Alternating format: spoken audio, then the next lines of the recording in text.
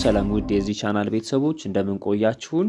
በዛሬው ቪዲዮአችን the two world wars or ደግሞ ሁለቱ የዓለም ጦርነቶችን እናያለን። በዚህ ቪዲዮ የምናየው the first world war from 1914 up to 1918 ወይም ደግሞ የመጀመሪያው ዓለም ጦርነት ከ1914 እስከ 1918 ዓ.ም ድረስ የተደረገውን ጦርነት አጠር አድርገን እናያለን ማለት ነው። መጀመሪያ እንግዲህ ፈርስት ወርልድ ዋርን ስናይ እንግዲህ ፈንዳሜንታል ኮዙ ምንድነው? ይሄ ጦርነት በ1914 እንዲነሳ ወይም ከጦርነቱ በፊት የተለያዩ ኮዞች ወይም ምክንያቶች ነበሩ። ፈንዳሜንታል ወይም ደግሞ ለጦርነቱ መነሳት መሰረታዊ የሆኑ ምክንያቶች ምንድናቸው የሚለውን ስናይ እንግዲህ ናሽናሊዝም፣ ኢምፔሪያሊዝም፣ አሊያንስ ፎርሜሽን ኤንድ ሚሊታሪዝም የምንላቸው እነዚህ አራቱ ፖይንቶች ለጦርነቱ መነሳት ዋነኛ ምክንያት ወይም ደግሞ መሰረታዊ ፈንዳሜንታል ኮዞች ናቸው ወይም መሰረታዊ ምክንያቶች ናቸው። ናሽናሊዝም ስንል ብሔርተኝነት ማለት ነው። እንግዲህ ናሽናሊዝም በተለያዩ አካባቢዎች በተለያዩ ሀገሮች የብሔርተኝነት ሀሳብ ወይም ስሜት እያደገ መጥቶ ነበረ፣ አንደኛ ዓለም ጦርነት ከመጀመሩ በፊት ማለት ነው። France was determined to recover the French inhabited provinces of Alsace and Lorraine. እንግዲህ ፈረንሳይ እነዚህ አልሴስ እና ሎሬን የሚባሉት ሁለቱን ግዛቶቿን ወይም የሀገር አካል ድጋሜ ሪከቨር ለማድረግ ወይም መልሳ ለማግኘት ከፍተኛ ጥረት ታደርግ ነበር። ይሄ ማለት እንግዲህ በ1870 እስከ 1871 ፍራንኮ ፕሩሺያን ዋር የምንለው ወይም ደግሞ ፈረንሳይ ከጀርመን ጋር ያደረገችው ጦርነት ነበር እና በዚህ ጦርነት ላይ እነዚህ አልሴስ እና ሎሬን የምንላቸው ሁለቱ ግዛቶች በጀርመን ስለተሸነፈች እነዚህ ሁለቱ ግዛቶች ወዴት ተጠቃለው ነበር? ወደ ጀርመን ተጠቃለው ነበር እነዚህ ሁለቱ ግዛቶች ማለት ነው። ስለዚህ እነዚህ የተወሰዱባትን በዛ ጦርነት የተወሰዱባትን ቦታዎች ለመመለስ ከፍተኛ ጥረት እያደረገች ወይም መልሳ ለማግኘት ሪከቨር ለማድረግ ጥረት የምታደርግበት ጊዜ ነበር። ሰርቢያ wanted Austro-Hungarian territory to inhabited by the Yugoslav peoples። ከፈረንሳይ በተጨማሪ ሰርቢያ ደግሞ ይሄ ኦስትሮ-ሃንጋሪያን ቴሪቶሪ ወይም ደግሞ ይሄ ዩጎዝላቪያኖች ወይም ደግሞ የዩጎዝላቪያ ህዝቦች የሚገኙበትን ቦታ ምን ታደርገው ነበር? ትፈልገው ነበር እሷም ለመያዝ ማለት ነው። ሰብጀክት ናሽናሊስት ዩጎዝላቭስ፣ ቼክስ፣ ስሎቫክስ፣ ፖልስ sought independence even at the price of war. Intense patriotism assured popular support for warlike measures። እንግዲህ ከሰርቢያ ከፈረንሳይ ግዛቶቻቸውን ከማስመለስ ወይም ድጋሚ ከመቆጣጠር በተጨማሪ የተለያዩ ሀገሮች የተለያዩ አካባቢዎች ላይ ያሉ ህዝቦች የነጻነት ጥያቄ የነበሯቸው ወይ ደግሞ ኢንዲፔንደንት ካንትሪ ወይም ሀገር ለመሆን ብዙ እንቅስቃሴ የሚያደርጉበት ጊዜ ነበር ወይም ናሽናሊስት ሙቭመንት ነበር ነው። ለምሳሌ ዩጎዝላቭስ የምንላቸው አካባቢ ያሉት ሀገር ህዝቦች፣ ቼክ፣ ስሎቫክስ፣ ፖልስ ኦር ደግሞ ፖላንድ የምንላት አሁን ሀገር ላይ ያሉ ህዝቦች የነጻነት ጥያቄ ነበሯቸው። በተለይ ባልካን አካባቢ ያሉ አካባቢዎች ነጻ የመሆን ራሳቸውን ችለው እንደ ሀገር የመቆም ከፍተኛ ጥያቄ ነበሯቸው። ይሄንን ነጻነታቸውን ለማግኘት ሀገር ለመሆን በጦርነትም ቢሆን እንኳን ይሄንን ነጻነት ማምጣት ይፈልጉ ነበር ማለት ነው። ስለዚህ ናሽናሊዝም ወይም ብሔርተኝነት ከዚህ ጋር የተያያዘው የመጀመሪያ ዓለም ጦርነት ፈንዳሜንታል ኮዝ ነው። ሁለተኛው ኢምፔሪያሊዝም ነው። እንግዲህ የቅኝ ግዛት ፍላጎት ማለት ነው ኢምፔሪያሊዝም ማለት ፍራንስ ኤንድ ጀርመኒ ክላሽድ ኦቨር ሞሮኮ። እንግዲህ በተለይ በአውሮፓ ያሉ ሀገሮች በአፍሪካና በኤዥያ ያሉ የተለያዩ አካባቢዎችን ወይም ሀገሮችን ለመቆጣጠር እንዲሁም ለመያዝ ከፍተኛ ፉክክር ያደርጉ ነበር። ኢምፔሪያሊዝም የምንለው እሱ ነው። ፈረንሳይና ጀርመን ሞሮኮን ኮንትሮል ለማድረግ በሞሮኮ አማካኝነት ግጭት ውስጥ ገቡ። ሞሮኮ የኔናት በሚለው ማለት ነው። ስለዚህ እንደዚህ አይነት ግጭት ወይም ክላሽ አደረጉ ማለት ነው። ራሽያ ኤንድ ኦስትሮ-ሃንጋሪ ዌር ራይቫልስ ኢን ዘ ባልካንስ። ባልካን የምንለው ደግሞ በሳውዝ ኢስተርን ዩሮፕ ወይም ደግሞ ደቡብ ምስራቅ አውሮፓ አካባቢ የሚገኘው አካባቢ ነው ባልካን የምንለው። እንደነ ቱርክ፣ ግሪክ፣ እንደነ ቡልጋሪያ ምናምን የሚገኙበት አካባቢ ነው ባልካንስ የምንለው። ስለዚህ ይሄ ባልካንን ኮንትሮል ለማድረግ ከፍተኛ ፉክክር ውስጥ ገቡ። ማነው? ኦስትሮ-ሃንጋሪ እና ራሽያ የምንላቸው ሀገሮች ማለት ነው። ኢንግላንድ ኤንድ ጀርመኒ ቦዝ ሃይሊ ኢንዱስትሪያላይዝድ competed for imperialist control in Africa and the Middle East and for world markets። ከነ ራሻና ኦስትሮ ሃንጋሪ በተጨማሪ እንግሊዝና ጀርመን በጣም ከፍተኛ የሆነ ራይቫል ወይም ደግሞ ፉክክር ውስጥ ነበሩ። ሁለቱም በጣም ኢንዱስትሪያላይዝድ የሆኑ ወይም ደግሞ በኢንዱስትሪ የታወቁ የበለጸጉ ሀገሮች ነበሩ። ሶ they competed for imperialist control in Africa and the Middle East። ስለዚህ እነዚህ ሀገሮች እነዚህ ኢንዱስትሪያላይዝድ የሆኑት ኔሽንስ በአፍሪካና በኤዥያ ወይም ሚድል ኢስት ውስጥ የሚገኙትን አካባቢዎች ኮንትሮል ለማድረግ ከፍተኛ የሆነ ፉክክር ውስጥ ገብተው ነበር። ከዚህ በተጨማሪ የዓለምን ገበያ ኮንትሮል ለማድረግ ለመቆጣጠርም ጭምር ፍላጎት ስለነበራቸው ጀርመንና እንግሊዝ ከፍተኛ የሆነ ፉክክር ውስጥ ገብተው ነበር ማለት ነው። ሶስተኛው አሊያንስ ፎርሜሽን ነው። እንግዲህ አሊያንስ ፎርሜሽን ስንል ህብረት መፍጠር ነው። እንግዲህ ሀገራቶች ከ1880ዎቹ ጀምሮ እንግዲህ የተለያዩ ሀገራት በተለይ አውሮፓ ውስጥ የሚገኙ ታላላቆቹ በኢኮኖሚ ፈርጣማ የሆኑት ሀገራቶች እንግዲህ አንዱን ያለማመን ወይም ደግሞ ያለመተማመን ችግር ነበረ። ስለዚህ ይሄን ያለመተማመን ችግር በድንገት ሊወረኝ ይችላል ወይ ደግሞ ጥቃት ሊደርስብኝ ይችላል በሚል ፍራቻ ሀገራቶች እንግዲህ እርስ በርስ ህብረት መመስረት ወይም ደግሞ ህብረት መፍጠር ጀመሩ ማለት ነው። ስለዚህ አሊያንስ ፎርሜሽን ስንል ሀገራቶች በጋራ ሆነው በግሩፕ ሆነው ህብረት መፍጠር ጀመሩ፣ የጦር ህብረት ማለት ነው። ሶ the triple alliance later renamed central powers linked Germany with Austro-Hungary and Italy። ስለዚህ ትሪፕል አሊያንስ ወይ ደግሞ በኋላ ላይ ሴንትራል ፓወር ተብሎ ስማቸው የተቀየረው እነዚህ ሶስቱ ሀገራቶች ማለትም ጀርመን፣ ኦስትሪያ ሃንጋሪ እና ኢታሊ የምንላቸው መቼ ነው ይህን ግሩፕ የፈጠሩት? በ1882 ትሪፕል አሊያንስ ኦር ደግሞ ሴንትራል ፓወር የሚል ግሩፕ ፈጠሩ ወይም ፎርም አደረጉ ማለት ነው።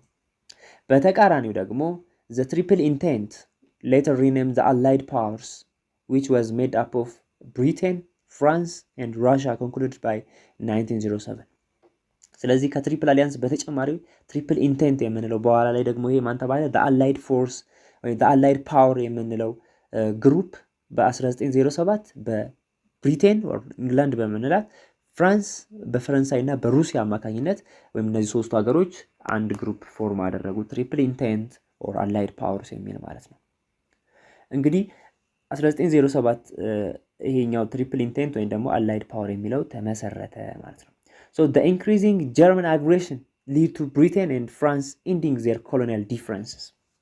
ስለዚህ የጀርመን ጸባጫሪነት በተለይ በእንግሊዝና በፈረንሳይ ላይ በዚህ በትሪፕል ኢንቴንት በመሰረቱት ሀገራቶች ላይ ከፍተኛ የሆነ ጸባጫሪነት ጀርመን ታነሳ ነበር ወይም ደግሞ እንደዚህ አይነት ድርጊት ትፈጽም ነበር። ይሄ ድርጊት ፈረንሳይና እንግሊዝ በጋራ ሆነው የነበራቸውን ኮሎኒያል ዲፈረንስ ትተው አንድ ግሩፕ ውስጥ እንዲሆኑና ትሪፕል ኢንቴንት ወይ ደግሞ አላይድ ፓወርስ እንዲመሰረት ምክንያት ሆኗል። እንደምናውቀው እነዚህ ፈረንሳይና እንግሊዝ በተለይ በአፍሪካና በተለያዩ ዓለማቶች በተለይ በሚድል ኢስት አፍሪካ ውስጥ በነበራቸው የቅኝ ግዛት ዘመን ላይ ከፍተኛ የሆነ ፉክክር ወይም እርስ በርስ ከፍተኛ የሆነ ፉክክር የሚያደርጉ ሀገሮች ነበሩ፣ የተለያዩ አፍሪካ ሀገሮችን ለመቆጣጠር ማለት ነው። ለምሳሌ ኢስተርን አፍሪካ ላይ እንደነ ሱዳን እና ዌስተርን አፍሪካ አካባቢ ያሉ አካባቢዎችን ሲቆጣጠሩ በሁለቱ መካከል ከፍተኛ የሆነ ፉክክር ነበር፣ በብሪቴን እና ፍራንስ መካከል። መቼ? በኮሎኒያሊዝም ጊዜ ማለት ነው፣ በቅኝ ግዛት ዘመን በነበራቸው ልዩነት። ስለዚህ ያንን ዲፈረንስ ያንን ልዩነታቸውን ትተው የጀርመንን ጸባጫሪነት በሱ ምክንያት ሁለቱ ብሪቴን እና ፍራንስ ወደ አንድ መጥተው ዲፈረንሳቸውን ትተው ትሪፕል ኢንቴንት ከሩሲያ ጋር ሆነው ትሪፕል ኢንቴንት ወይም አላይድ ፓወር መሰረቱ ማለት ነው። The rivalry between Austro-Hungary and Russia in the Balkans pushed Russia into the alliance። ሌላው ራሻ አሊያንስ ወይ ደግሞ የአላይድ ፎርስን ወይ ትሪፕል ኢንቴንትን እንድትቀላቀል ያደረጋት ከኦስትሮ ሃንጋሪ ጋር ያላት ፉክክር የት? ባልካን ውስጥ ባልካኖችን ለመቆጣጠር በባልካን አካባቢ ወይም ሳውዝ ኢስተርን ዩሮፕ አካባቢ ያለው የራሻ እና የኦስትሮ ሃንጋሪ ፉክክር ራሻ ወደ ትሪፕል አሊያንስ ትሪፕል ኢንቴንት ኦር ደግሞ አላይድ ፓወርን እንድትቀላቀል ምክንያት ሆኗል። ስለዚህ አሊያንስ ፎርሜሽን ሌላው ነው። እዚህ ጋር ማስታወስ ያለባችሁ ነገር ጣሊያን፣ አውስትሪያ ሃንጋሪ እና ጀርመኒ 1882 ትሪፕል አሊያንስ ወይ ደግሞ ሴንትራል ፓወርን መስርተዋል። ጣሊያን በኋላ ላይ በ1915 ዓመተ ምህረት ትሪፕል አሊያንስ ወይ ደግሞ ሴንትራል ፓወርን ትታ ወደየትኛው ተቀላቅላለች? ወደዚህኛው ግሩፕ ወይ ደግሞ ትሪፕል ኢንቴንት ወይ ደግሞ አላይድ ፓወር ውስጥ ተቀላቅላ ነበረ። ለምንድን ነው ጣሊያን 1915 ያኛውን ትሪፕል አሊያንስን ትታ ወደ ትሪፕል ኢንቴንት ወይ ደግሞ ወደ አላይድ ፓወር የተቀላቀለችው ስንል እንግዲህ ሀገራቶች ብሔራዊ ጥቅማቸውን ነው የሚያስቀድሙት እና ጣሊያን ይህን ውሳኔ እንድትወስን ያደረጋት ለንደን ውስጥ የተፈራረመችው በ1915 ትሪቲ ኦፍ ለንደን የሚል ውል ወይም ስምምነት ነበር። ይህ ስምምነት ምንድን ነው?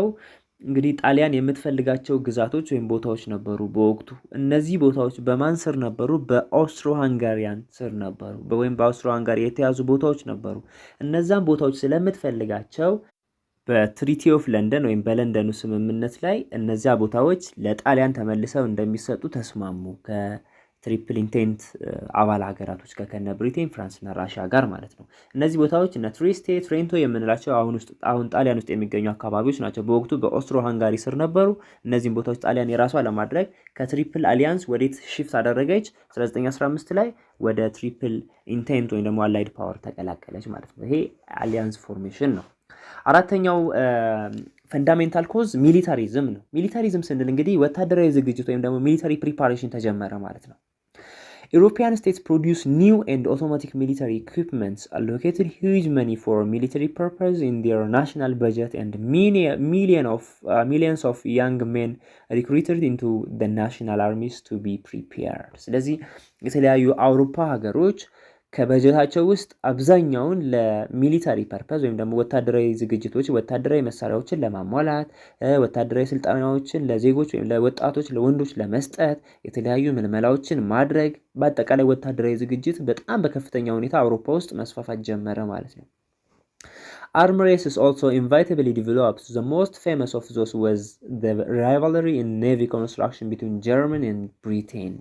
ስለዚህ በሀገራቶች መካከል ወታደራዊ ከፍተኛ የሆነ ወታደራዊ እንቅስቃሴ መደረግ ተጀመረ፣ ወይም ደግሞ የወታደራዊ ዝግጅት መደረግ ተጀመረ ማለት ነው። በተለያዩ ዘመናዊ መሳሪያዎችን በማምረት ሊሆን ይችላል፣ ዘመናዊ መሳሪያዎችን በመግዛት ወታደሮችን በጣም በዘመናዊ መንገድ በማሰልጠን ብዙ በሚሊዮን የሚቆጠሩ ዜጎችን በመመልመል ሊሆን ይችላል። እንደዚህ አይነት ዝግጅቶች መካሄድ ጀመሩ ነው። ቤስት ኤግዛምፕል የምንለው ዜጋ በጀርመን እና በብሪቴን መካከል የነበረው የባህር ኃይል ግንባታ ወይም ኔቪ ኮንስትራክሽን ላይ ከፍተኛ የሆነ ፉክክር ነበራቸው። በባህር ኃይል እኔ የተሻልኩ ነኝ በሚለው ግንባታ ላይ ከፍተኛ የሆነ ፉክክር ወይም ራይቫልሪ ነበር በብሪቴን እና በጀርመን መካከል ማለት ነው። ከዚህ ቀጥሎ የምናየው እንግዲህ እነዚህ ፈንዳሜንታል ወይም መሰረታዊ ምክንያቶች ናቸው። ኢሚዲየት ኮዝ ኦፍ ዘ ወርልድ ዋር ፈርስት። ኢሚዲየት ኮዝ ስንል እንግዲህ ጦርነቱ በቅጽበት እንዲጀመር ያደረገው መሰረታዊ የሆነው ምክንያት ማለት ጦርነቱ ወዲያው እንዲጀመር ያደረገው ምክንያት ወይም ኮዝ ምንድን ነው የሚለውን እናያለን ማለት ነው።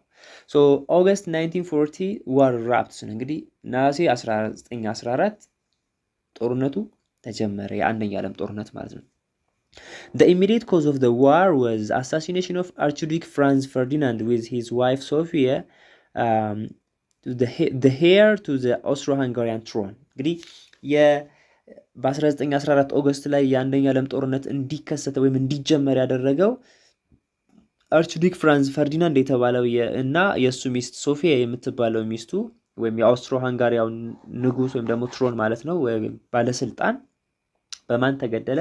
they were assassinated by Serbian nationalist Gavrilo Princip።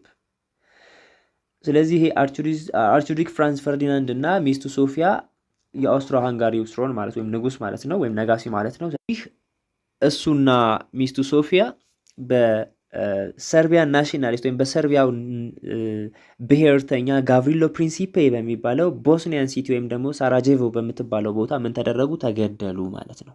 ስለዚህ ይሄ ግድያ as a result on July 28 1940 Austro-Hungary declared war on Serbia። ስለዚህ ቅድም ምን ብያለሁ? ሰርቢያዊ ነው ይሄ ጋቭሪሎ ፕሪንሲፔ የሚባለው ግለሰብ ማለት ነው። እሱ በቦስኒያ ከተማ ሳራጄቮ በምትባለው ቦስኒያ ከተማ ውስጥ አርችዱክ ፍራንዝ ፈርዲናንድ እና ሶፊያን ከገደለ በኋላ አውስትሮ ሃንጋሪ ምን አደረገች? ጁላይ 28 1914 ላይ በሰርቢያ ላይ ጦርነት አወጀች ነው። በሰርቢያ ላይ ጦርነት ስታውጅ ራሽያ ከማን ጎን ቆመች? በዚህ ጊዜ በሰርቢያ ወይም ከሰርቢያ ጎን ቆመች ማለት ነው ሩሲያ። እንግዲህ በወቅቱ የነበሩት ታላላቅ ሀገሮች የተለያዩ አነስ ያሉ ወይም ደግሞ ዝቅተኛ ግምት የሚሰጣቸውን ሀገሮች የመርዳት የማገዝ ለክብራቸውም ጭምር እንትን ስለሚላቸው ወይም ክብር ስለሚያስገኝላቸው እንደዚህ አይነት ስራዎችን ይሰሩ ነበር ነው። ሶ ጀርመን ዲክሌር ዋር ኦን ራሽያ ኦን ኦገስት 1 in 1914። ስለዚህ ሩሲያ ከሰርቢያ ጎን ስትቆምና ከአውስትሮ ሃንጋሪ በተቃራኒ ስትሆን ጀርመን በማን ላይ ጦርነት አወጀች? ኦገስት 1 1914 ላይ በራሽያ ላይ ጦርነት አወጀች ነው። ይሄ የሆነው ምንድነው እንግዲህ ትሪፕል አሊያንስ የሚለውን ቅድም ስናይ ትሪፕል አሊያንስ ወይም ደግሞ አሊያንስ ፎርሜሽን ላይ ስናይ ትሪፕል አሊያንስ ላይ አውስትሮ ሃንጋሪ፣ ጀርመን፣ ጣሊያን ነበሩ። ትሪፕል ኢንቴንት ስንል ራሽያ እንደነ እንግሊዝ፣ ፈረንሳይ ነበሩ። ስለዚህ ከዛ ጋር ይያዛል። ራሽያ ከሰርቢያ ጎን ስትቆም ጀርመን የኦስትሮ ሃንጋሪ ግሩፕ አባል ስለሆነች በሩሲያ ላይ ምን አወጀች? ጦርነት አወጀች ማለት ነው። ጀርመን ኦልሶ ዲክሌርድ ዋር ኦን ፍራንስ ኦን ኦገስት 3። ስለዚህ ኦገስት 3 ወይም ነሐሴ 3 ላይ ደግሞ እንዲሁ ጀርመን በማን ላይ ጦርነት አወጀች? በፈረንሳይ ላይ ጦርነት አወጀች ነው። ጀርመን ፕላን ቱ ክራሽ ፍራንስ ዋዝ ሶ ኩዊክሊ ዛት ኢት ኩድ ሰክሲድ ኦንሊ ባይ ክሮሲንግ ቤልጅየም። ስለዚህ የጀርመን እቅድ ምንድን ነበር?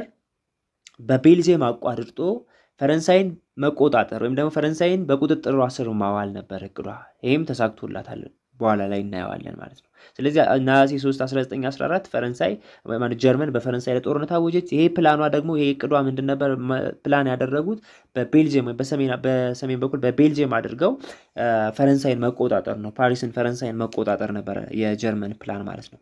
ሶ ኢንግላንድ ዲክሌር ዋር ኦን ጀርመኒ ኦን ኦገስት 4 ማለት ነው። ስለዚህ ጀርመን በፈረንሳይ ላይ ጦርነት ስታወጅ የፈረንሳይ የግሩፕ አባል ወይ ደግሞ የትሪፕል ኢንቴንት ውስጥ የምትገኘው ሌላኛው አባሏ ምን አደረገች? በእንግሊዝ ማለት ነው በጀርመን ላይ ኦገስት 4 ወይም ነሐሴ 4 ላይ በጀርመን ላይ ምን አደረገች? ጦርነት አወጀች ማለት ነው። ስለዚህ እንደዚህ በአሊያንስ ፎርሜሽን እንግዲህ እዚህ ጋር በደንብ ይታያል ማለት ነው። መጀመሪያ ሲዘጋጁበት የነበረው ዝግጅት ሰው። ስለዚህ ኮርስ ኦፍ ዘዋር የሚለውን ነው የምናየው። ቀጣይ ኮርስ ኦፍ ዘዋር ስንል እንግዲህ ጦርነቱ ነሐሴ ላይ 1914 ላይ ተጀምሯል። በእነዚህ በአርችዲክ ፍራንስ ፈርዲናንድ ከተገደለ በኋላ። ስለዚህ ጦርነቱ ከተጀመረ በኋላ ሂደቱ ምን ይመስል ነበር? ኮርስ ኦፍ ዘዋር የጦርነቱ ሂደት ምን ይመስል ነበር የሚለውን ነው የምናየው። ስለዚህ ጦርነቱ እንግዲህ 3 ፍሮንት ወይም ግንባሮች ነበሩት። ኢስተርን ፍሮንት፣ ሳውዘርን ፍሮንት ኤንድ ዌስተርን ፍሮንት የሚባሉ ፍሮንቶች ነበሩት።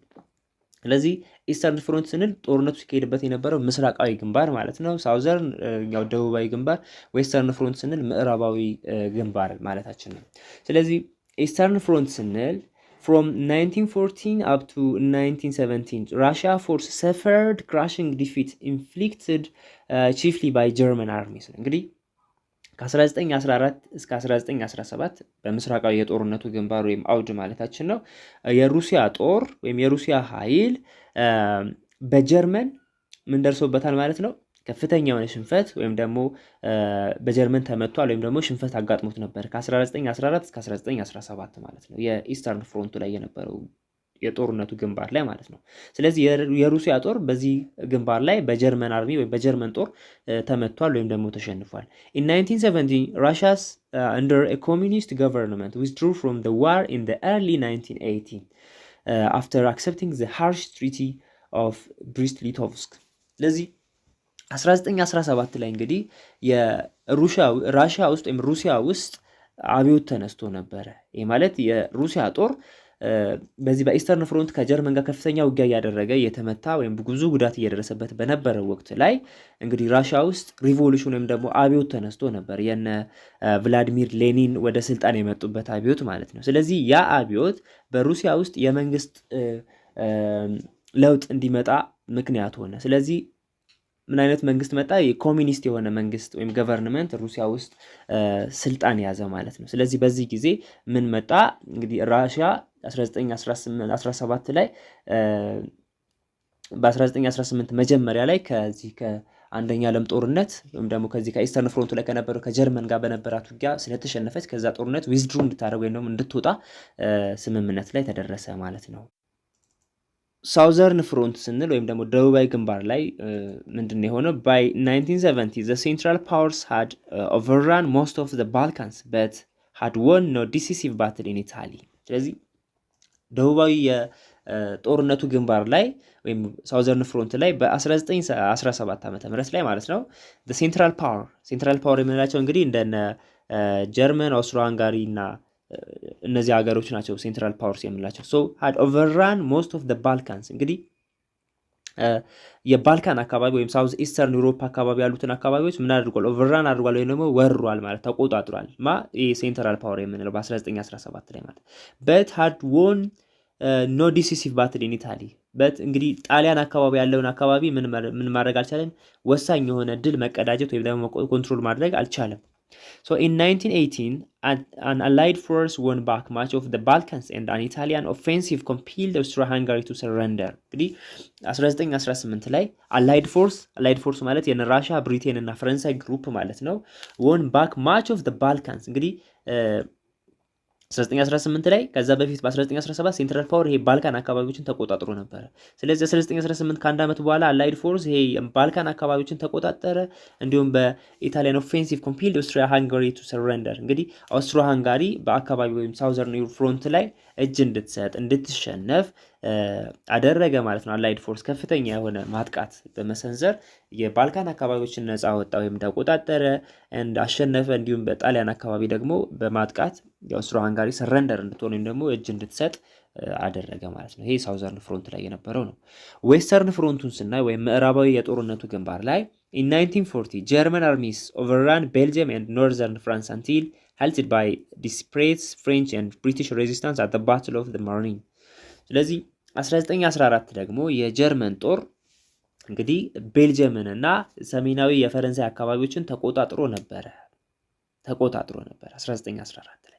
በኋላ ላይ እስከ 1914 ባለው ጊዜ ውስጥ 1914 መጀመሪያ አካባቢ ይሄ የጀርመን ጦር የጀርመን አርሚስ የቤልጅየም እና ሰሜናዊ የፈረንሳይ አካባቢዎችን ምን አድርጎ ተቆጣጥሮ ነበረ ማለት ነው።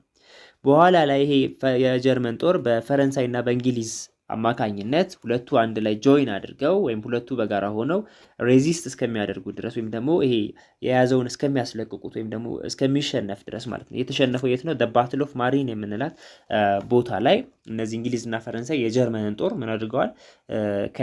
ከይዞታው እንዲለቅ አድርገውታል ማለት ነው። then the opposing armies dug into the ground for trench warfare. the western front became deadlocked. እንግዲህ ያን ባትል ኦፍ ማሪን ላይ የብሪቲሽ እና የፍሬንች አርሚ ወይም ጦር የጀርመን አርሚን ካሸነፉና የያዘውን ቦታ ካስለቀቁት በኋላ እነዚህ ኦፖዚንግ አርሚ የምንላቸው እና ብሪቲሽ እና ፍሬንች ማለታችን ነው dug into the ground for trench warfare ማለት። ስለዚህ መሬት እየቆፈሩ ምሽጎችን መስራት ጀመሩ። ምሽጎቹ ምን ማድረጊያ ነው? እንግዲህ የተለያዩ ውጊያዎች ዋርፌር ወይም ውጊያ ማድረጊያ ምሽጎችን መስራት ጀመሩ። ስለዚህ ዌስተርን ፍሮንት ምን ሆነ? ዴድሎክድ ሆነ ማለት ነው። በጣም ከፍተኛ በጣም አደገኛ የሆነ መስመር ወይም ፍሮንት ሆነ፣ የተዘጋ ሆነ ማለት ነው። In 1916 the German attempt to smash the Allied defenses እንግዲህ ይሄ ሽንፈት ከገጠመ በኋላ በ1916 ላይ the German attempted to smash Allied defenses ስለዚህ ጀርመን አርሚስ ምን አደረገ? በአላይድ ዲፌንስ ወይም በአላይድ ፎርሶች ላይ ከፍተኛውን የማጥቃት ሙከራ አደረገ የጀርመን ጦር ማለት ነው።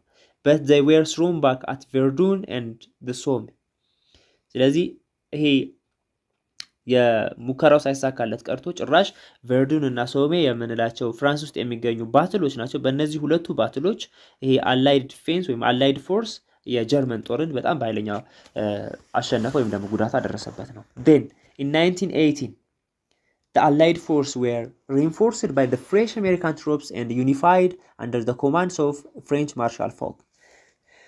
1918 ላይ Allied force ማን ያልነው እንደነ ፍራንስ፣ ብሪቴን እና ራሻ የሚገኙበት ግሩፕ በአዲስ ኃይል ተጠናከረ። በአዲስ የአሜሪካ ወታደሮች እርዳታ አማካኝነት የተጠናከረ ወይም ፍሬሽ የሆኑ አሜሪካ ወታደሮች ወደዚህ ግሩፕ ጆይን አደረጉ። መቼ? 1918። ስለዚህ ይሄ 1918 የአሜሪካ ምንም ያልዛሉ ያልደከሙ ወታደሮች ወደዚህ ግሩፕ ጆይን ካደረጉ በኋላ ይሄንን ግሩፕ ወይም ደግሞ ይሄንን የአሜሪካ ወታደሮች ዩኒፋይድ በማድረግ አንድ ላይ ያጠናከረው ማን ነበር? ፍሬንች ማርሻል ፎክ የሚባል ኮማንደር ነበር እንግዲህ ሊድ ሲያደርገው የነበረው ይሄን ጦር ማለት ነው። ስለዚህ የአሜሪካ ወታደሮች እዚህ ጆይን አደረጉ 1918 ጦርነቱ ሊያበቃ ጥቂት ሲቀረው ማለት ነው። ቺን ፖይንት እንዳትረሱ። እንግዲህ አሜሪካ ለምንድን ነው እዚህ ጋር አንደኛ ዓለም ጦርነት ላይ ጆይን ያደረገችው የሚለውን ስናይ የጀርመኖች ከዛ በፊት የጀርመን ጀነራል ምን አድርጎ ነበር? ዚመርማን የሚባለው የጀርመን ጀነራል በ1917 እንግዲህ በጣም ብዙ ስራዎች ሰርቷል። እንግዲህ አንዱ ካደረገው ድርጊት ውስጥ ለሜክሲኮ ቴሌግራም ወይም ደግሞ መልእክት ላከ። ምን የሚል እንግዲህ ከዛ በፊት ሜክሲኮ አሜሪካን ዋር ላይ እንግዲህ ሜክሲኮ ያጣቻቸው የተለያዩ ግዛቶች አሉ በአሜሪካ የተያዙት ማለት ነው።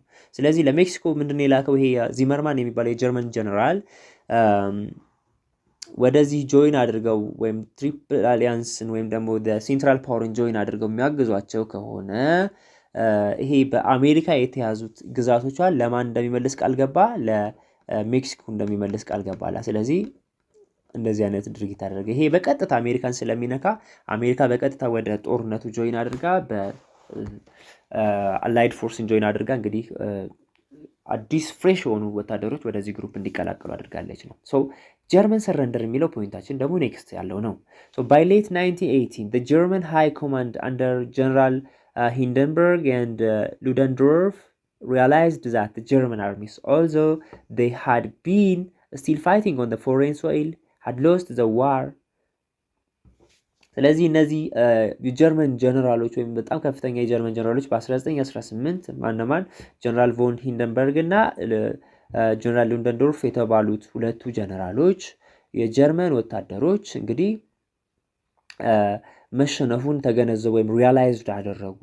ይሄ ብቻ ሳይሆን የጀርመን ጦር እየተዋጋ ያለው በሰው ሀገር መሬት ላይ በሰው ወይም በውጪ አካባቢዎች ላይ መዋጋቱን ሪያላይዝድ አደረጉ። and also German had lost the war. ጀርመኖች 1918 ላይ እንግዲህ የአሜሪካ ወታደሮች አላይድ ፎርስን ከተቀላቀሉ በኋላ ጀርመኖች ተሸንፈዋል፣ ሎስ አድርገዋል ጦርነቱን ነው። so the German took legal action for peace and on November 11 in 1918 ended the hostility by accepting an armistice. World War First was ended by the defeat of Central Power. ስለዚህ 1918 ኖቬምበር 11 ላይ የጀርመን ጦር ስለተሸነፈ ከፍተኛ የሆነ ጉዳት ስለደረሰበት ምን አይነት ሌጋል የሆነ አክሽን የመጋዊ እርምጃ ወሰዱ? ይሄ የጠላትነት ሂደቱ ወይም ደግሞ የጦርነቱ አብቅቶ የተኩስ አቁም ወይም የጦርነት ስምምነት፣ የጦርነት አቁም ስምምነት፣ የጦርነት ማቆም ስምምነት ለመፈራረም ወሰኑ ማለት ነው። እንግዲህ እዚህ ጋር ጀርመን ተሸነፈች ወይም ደግሞ አጠቃላይ ጀርመን ብቻ ሳይሆን የእሷ ግሩፕ ሴንትራል ፓወር ወይም ትሪፕል አሊያንስ የሚባለው 1918 ላይ በአንደኛ ዓለም ጦርነት መጨረሻ ላይ ተሸነፉ ማለት ነው። ስለዚህ ይሄ የአንደኛ ዓለም ጦርነት እንግዲህ በሴንትራል ፓወር ወይም ደግሞ በትሪፕል አሊያንስ በነበረው ስማቸው በመጀመሪያው ስማቸው በእነሱ ሽንፈት ተጠናቀቀ። ጀርመንም እንግዲህ የተለያዩ የጦር ማቆም፣ የጦርነት ማቆም፣ የተኩስ አቁም ስምምነቶችን ለመፈራረም ወሰነች ማለት ነው። የተፈራረሙት ስምምነት ጦርነት መብቃቱን ጀርመን መሸነፏን አምና የተፈራረሙት ስምምነት ምን ይባላል?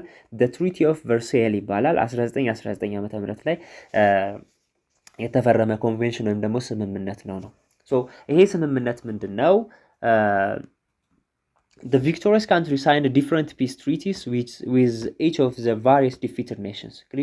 አሸናፊዎቹ ወይም ጦርነቱን ያሸነፉት የአላይድ ፎርስ ወይም የአላይድ ፓወር ሀገራቶች ከተሸነፉት ወይም ደግሞ ከዲፊትድ ከሆኑ ከተሸነፉት ወይም ደግሞ ከሴንትራል ፓወር ግሩፕ አባላቶች ወይም ከነዛ ሀገሮች ጋር የተፈራረሙት ፊርማ ወይም ስምምነት ፊርማ ነው። So for instance by the Treaty of Versailles with German under the following clauses.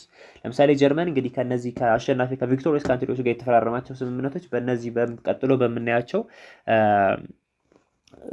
ጉዳዮች ላይ እንግዲህ ስምምነት ተፈራርማለች ወይም ደግሞ ሳይን አድርጋለች ነው። አንደኛው ቴሪቶሪያል ክሎዝ ነው፣ የግዛት ስምምነት ቴሪቶሪያል ክሎዝ ነው። ሶ ፍራንስ ሪጌንድ አልሴስ ኤንድ ሎሬን።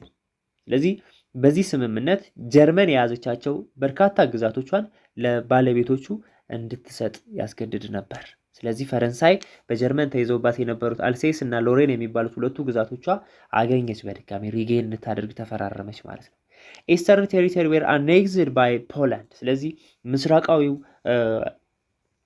ድንበር ደግሞ በማን ተያዘ? በፖላንድ ወይም ለፖላንድ መለሰች ወይም በፖሊሽ ወይ በፖላንድ እንዲያዝ ተደረገ ማለት ነው። which caused East Prussia to become territorially isolated። ስለዚህ ኢስት ፕሩሺያ ወይም ደግሞ ይሄ ጀርመን ምስራቃዊ ክፍል አይዞሌትድ ወይም የተገለለ ከማንም ጋር ድንበር እንዳይጋራ ተደርጎ ተገለለ። ዳንዚግ former German city was declared free። ስለዚህ የተለያዩ ከተሞች ፍሪ እንዲሆኑ ነፃ እንዲሆኑ ተደረገ። ከዛ ውስጥ አንዱ ዳንዚግ የቀድሞ የጀርመን ከተማ ፍሪ እንድትሆን ተወሰነ ማለት ነው። ዴንማርክ አኔክስድ ኖርዘርን ሼልስዊግ ሆልስቲን። ጀርመን ሎስት ኦል ኦፍ ኢትስ ኮሎኒስ ኤንድ ቪክቶሪየስ አኔክስድ ደም። ስለዚህ በዋናነት እዚህ ጋር ምንድነው ቴሪቶሪያል ክሎዝ ስንል ጀርመን በኃይል ተቆጣጥራቸው የነበሩ የተለያዩ ሀገራት ግዛቶችን እንድትመልስ ተደረገ፣ የግዛት ስምምነቱ ላይ ማለት ነው። ሚሊታሪ ክሎዝ የሚለው ደግሞ ወታደራዊ ስምምነት ነው። በወታደራዊ በኩል ስምምነትም ተደርጎ ነበር። so drastic limitation of the German navy and dramatic reduction of the army, only 100,000 troops, provisions of having tanks and aircraft and heavy artillery። ስለዚህ ጀርመኖች ሌላ የወታደራቸውን ቁጥር እንዲቀንሱ ስምምነት ላይ የተደረሰ ወታደራዊ ስምምነት ወይ ሚሊተሪ ክሎዝ ላይ ማለት ነው። ይሄ ማለት ጀርመን ከ100 ሺህ በላይ ወታደሮች እንዳይኖሯት የሚከለክል ስምምነት ነው። እንዲሁም ታንክ እንዳይኖራት፣ ኤርክራፍት በጣም ከባባድ መሳሪያዎችን ጭምር እንዳይኖራት ስምምነት ላይ ተደረሰ። ከዛ ውጪ ዲሚሊታራይዜሽንስ ኦፍ ሪንላንድ ሪጅን ወይም ደግሞ ክላፒዳ የምንለው የኢስተር ጀርመን አካባቢ ያለው ግዛት ደግሞ ከወታደር ነፃ ወይም ዲሚሊታራይዝ እንዲሆን ተደረገ ማለት ነው። ስለዚህ የሚሊታሪ ክሎዝ ላይ የጀርመን ወታደራዊ ቁጥር እንዲቀንስ፣ ከባባድ መሳሪያዎች እንዳይኖራት እንደዚህ አይነት ስምምነት ነው የተፈረመው ማለት ነው። ሌላኛው ዋር ሪፓሬሽን የምንለው ነው። እንግዲህ በጦርነቱ ለወደመው የሰው ህይወት ሊሆን ይችላል፣ ንብረት ሊሆን ይችላል፣ ጀርመን ካሳ እንድትከፍል ስምምነት ላይ ተደርሷል ማለት ነው። የካሳ ስምምነት So the treaty declared Germany and its allies responsible for all losses and damage suffered by the allies, and as a consequence they were forced to pay war reparation to the victors. ስለዚህ በጦርነቱ ላይ ለወደመው ውድመት ዳሜጅ ወይም ሉዝ ለጠፋው ህይወት ጭምር ማለት ነው። እያንዳንዱ ለወደመው ውድመት ወይም ለጠፋው ህይወትም ጭምር ለደረሰው ጉዳት ጀርመን ለአላይስ ለምንላቸው አካባቢዎች ሪስፖንሲብል ሆነ ኃላፊነቱን ወስዳ ለጠፋው ጥፋትም ካሳ እንድትከፍል ለአሸናፊዎች ወደ ቪክቶሪስ ካንትሪስ የምንላቸው ማለት ነው ለአላይስ ፓወር ወይም ለአላይድ ፎርስ በምንላቸው ሀገራቶች ዋር ሪፓሬሽን ወይም ደግሞ ካሳ እንድትከፍል የጦርነት ካሳ እንድትከፍል ከስምምነት ላይ ተደረሰ። ይሄ እንግዲህ ዘ ትሪቲ ኦፍ ቨርሳይል ወይም ደግሞ የቨርሳይል ስምምነት ወይም ኮንቬንሽን ነው ማለት ነው። ከአንደኛ ዓለም ጦርነት በኋላ በ1919 ዓ.ም የተፈራረሙ ስምምነት ማለት ነው። ኔክስት ፖይንታችን እና የመጨረሻው በዛሬው ቪዲዮአችን ሪዛልትስ ኦፍ ወርልድ ዋር ፈርስት የሚል ነው። የአንደኛ ዓለም ጦርነት ውጤቶች ወይም ኮንሲኩዌንሲስ ኦፍ ዘ ፈርስት ወርልድ ዋር የምንለው ማለት ነው። እንግዲህ ይሄ ምን አይነት ውጤት አመጣል? በሶሻሊ በኢኮኖሚ እንዲህ በፖለቲካው ያመጣው ኮንሲኩዌንስ ወይም ሪዛልት ምንድነው የሚለው ነው የምናየው። ሶ ሶሻሊ ስናይ ኦልሞስት 10 ሚሊዮን ሶልጀርስ ዌር ኪልድ ኤንድ ኦቨር 20 ሚሊዮን ውንድድ። ስለዚህ ከ10 ሚሊዮን አካባቢ ወታደሮች በዚህ በአንደኛ ዓለም ጦርነት ሞተዋል። ከ20 ሚሊዮን በላይ እንዲሁ ቁስለኛ ሆነዋል። ሶ ሚሊዮን ኦፍ ፒፕል ዳይድ አስ ኤ ሪዛልት ኦፍ ሆስቲሊቲስ ፋሚን ኤንድ ዲዚዝ። ስለዚህ በጣም በሚሊዮን የሚቆጠሩ ዜጎች በከፍተኛ ጥላቻ ሊሆን ይችላል፣ በረሃብ፣ በተለያዩ በሽታዎች ሞተዋል። The world was left aflame with hatred, intolerance and extreme nationalism። ስለዚህ ዓለም በጣም በከፍተኛ ጥላቻ ውስጥ ነበረች በአንደኛ ዓለም ጦርነት። መቻቻል ወይም ደግሞ ቶለራንስ የሚባል ነገር የለም። ኢንቶለራንስ ወይም ደግሞ አለመቻቻል፣ እንዲሁም ኤክስትሪምሊ ናሽናሊስት የሆኑ አካባቢዎች ወይም ደግሞ ህዝቦች ነበሩ። በጣም ከፍተኛ የሆነ የብሔርተኝነት ስሜት ያላቸው ህዝቦች እንዲበዙ አድርጓል። ስለዚህ እንደዚህ አይነት ውጤት በማህበራዊ ህይወት ላይ አምጥቷል ነው። ኢኮኖሚክስ ስንል paying for the war brought heavy taxation and lowering lower living standard of European people። ስለዚህ አንደኛው ከፍተኛ የሆነ ታክስ እንዲከፍሉ ሰዎች እንዲከፍሉ ተደርጓል በኢኮኖሚው። እንዲሁም የአኗኗር ዘይቤያቸው የሰዎች በጦርነት ብዙ ነገሩ ስለወደመ መሰረተ ልማቶች ስለወደሙ የሎወር ሊቪንግ ስታንዳርድ ወይም ደግሞ የአኗኗር ዘይቤያቸው በጣም ዝቅተኛ ፑር ሊቪንግ ስታንዳርድ እንዲሆን አድርጓል ነው። ኢንተርናሽናል ትሬድ ሰፈርድ ቢኮዝ ኔሽንስ ሬዝድ ታሪፍስ ኤንድ ሶውት ኢኮኖሚክ ሰልፍ ሰፊሺየንሲ። ስለዚህ ኢንተርናሽናል ትሬዱ ዲክላይን አድርጓል። ዓለም አቀፍ ንግድ ወይም ደግሞ ኢንተርናሽናል ትሬድ በዓለም አቀፍ ደረጃ የሚደረጉ ንግዶች በጣም በከፍተኛ ሁኔታ ተዳክመው ነበረ ማለት ነው። ስለዚህ ፖለቲካል የሚለውን ሶስተኛውን ስናይ ደግሞ በፖለቲካው ረገድ ያመጣው ውጤት ምንድነው? የአንደኛ ዓለም ጦርነት the United States and Russia emerged as a leading world power። እንግዲህ ሁለቱ ሀገሮች ዩናይትድ ስቴትስ አሜሪካ እና ራሽያ የምንላቸው ሁለቱ ሀገሮች the world's leading power እንዲሆኑ ወይም ደግሞ በዓለም አቀፍ ደረጃ በጣም ፓወርፉል የሆኑ ካንትሪዎች እንዲሆኑ አድርጓቸዋል። ይሄ ማለት ለምሳሌ በአንደኛ ዓለም ጦርነት ላይ ዩናይትድ ስቴትስ በ1918 መጨረሻው ላይ ነው እንግዲህ ጦርነቱን ጆይን ያደረገችው። ስለዚህ ብዙ ጉዳት አልደረሰባትም ማለት ነው። ራሽያም ቀድማ ነው ከጦርነቱ ዊዝድሩ ያደረገችው የወጣችው። ስለዚህ እነዚህ ሁለቱ ሀገራቶች በጦርነቱ ብዙ ጉዳት ስላልደረሰባቸው በጣም ፓወርፉል ወይም ደግሞ ሊዲንግ ወርልድ ፓወር እንዲሆኑ አድርጓቸዋል። the four major European dynasties were dethroned። እንግዲህ አራት የአውሮፓ ዋና ዋና የምንላቸው ስርወ መንግስቶች እንዲወድቁ ወይም ዲትሮን ከዙፋናቸው እንዲወርዱ አድርጓል። እነዚህ እነማን ናቸው? ሆሄንዞለርን ኦፍ ጀርመኒ የጀርመን ዳይናስቲ ማለት ነው። ዘ ሃብስበርግ ኦፍ ኦስትሮ ሃንጋሪ ኤንድ ዘ ሮማኖቭስ ኦፍ ራሽያ። እነዚህ እና ኦቶማን ኢምፓየር ወይም ኦቶማን ተርክስ የምንላቸው ኢምፓየሮች እና ሌሎች እነዚህ ዳይናስቲዎች ዲትሮን እንዲሆኑ ወይም ዲክላይን እንዲሆኑ ምክንያት ሆናል በፖለቲካው ረገድ ማለት ነው። አንድ እርሱ ዘ ሌግ ኦፍ ኔሽን ዋዝ ኢስታብሊሽድ ቱ ሶልቭ ኢንተርናሽናል ፕሮብሌምስ ኤንድ አድቫንስ ወርልድ ፒስ። ስለዚህ ከዚህ በአንደኛ ዓለም ጦርነት እንግዲህ 4 ዳይናስቲዎች በአውሮፓ ውስጥ እንግዲህ ዲትሮን ሆነዋል፣ ከዙፋናቸው ወርደዋል። ከዛ ውጪ ሌግ ኦፍ ኔሽን እንዲመሰረት ምክንያት ሆኗል የአንደኛ ዓለም ጦርነት። ይሄ ሌግ ኦፍ ኔሽን ምንድነው ዓላማው? ኦብጀክቲቭ ምንድነው? ቱ ሜንቴን ዘ ወርልድ ፒስ ኤንድ ፕሮሞት ኢንተርናሽናል ኮኦፕሬሽን።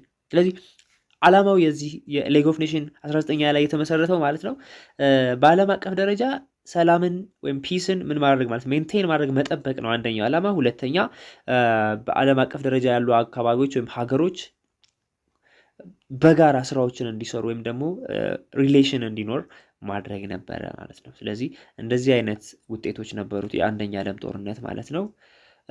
ኔክስት ክላስ ሰከንድ ወርልድ ዋር የሚለውን ቶፒክ እናያለን።